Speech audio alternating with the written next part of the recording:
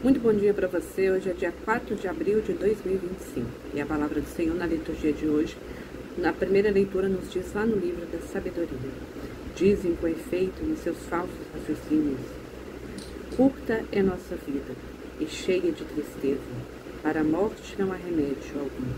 Não há boa notícia, não há notícia de alguém que tenha voltado da região dos mortos.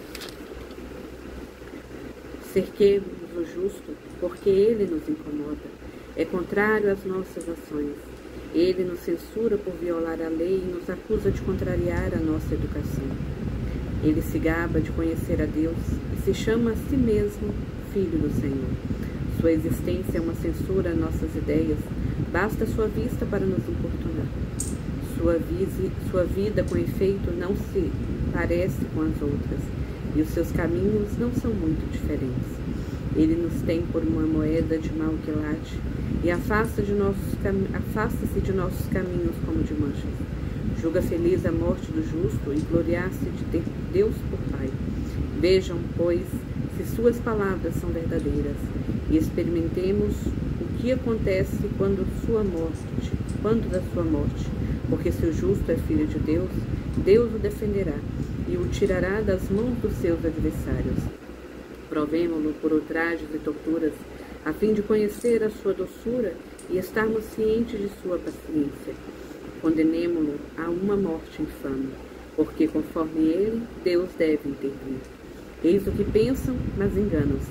Sua malícia os cega.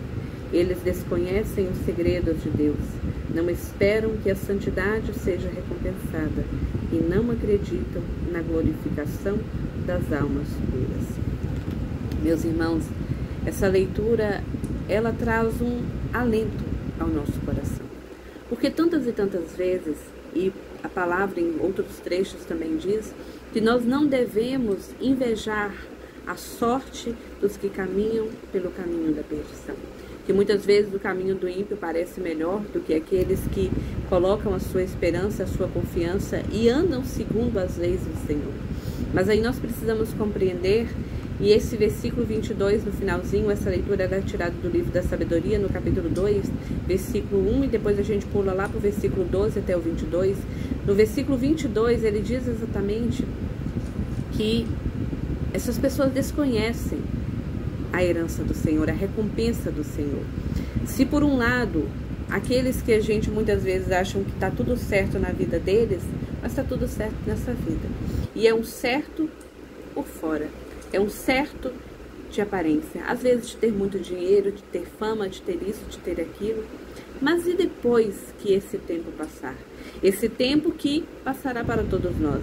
Alguns, antes mesmo sequer de vir ao mundo, morrem no ventre de suas mães, mas tal é a certeza da morte para todos os seres viventes. Todos nós um dia morreremos. E aí, a recompensa de Deus, não conhecem o segredo de Deus, porque a recompensa de Deus não é sobre as coisas dessa vida. Aqui teremos sim o suficiente, e que esse suficiente seja exatamente para que nós não corramos o risco de nos entregar ou confiar a nossa força às coisas que são desse mundo, porque todas elas são passageiras, assim como eu e assim como você. Mas a recompensa do Senhor, a perseverança, a palavra diz que os ímpios, só o fato da existência do justo, o fato da pureza, isso os incomoda, e eles colocam a prova justamente para ver se Deus fará alguma coisa. E pode ser que em alguns casos a gente diga, né, e a gente ouve muitas vezes por aí, mas era uma pessoa tão boa, de um coração tão bom, não fazia mal para ninguém, e às vezes tem uma morte violenta, tem uma morte que a gente diz não merecia, e aí a gente pergunta, mas ele confiou tanto em Deus, esperou tanto em Deus, por que aconteceu tanta maldade na vida dele? Porque muitas vezes o coração do outro, afastado de Deus, ele nos aflige, ele nos atinge. E o inimigo, ele vai usar de muitas situações, das escolhas que nós fazemos diariamente. E muitos absurdos acontecerão por vontade de Deus? Não, mas com permissão de Deus. Não é o querer do Senhor e não foi o Senhor que mandou alguém fazer a injustiça. Mas as nossas escolhas muitas vezes condenam a nós e recaem sobre outros. Entretanto, ninguém que confiou em Deus vai ficar desamparado. E eu não estou falando porque aqui a gente precisa compreender que quando eu falo das recompensas do Senhor, eu não estou exatamente dizendo que Deus vai vir me livrar de todos os males. Porque se fosse para ser assim, então o que dizer sobre o homem da cruz? Sobre o Verbo que se fez carne, sobre Jesus que habitou entre nós e que por fim, por tanto amar, por obediência, por fidelidade, por fazer o bem, terminou crucificado. Mas a recompensa dele estava além de tudo isso que os olhos humanos podiam ver. Nós cremos, ele ressuscitou.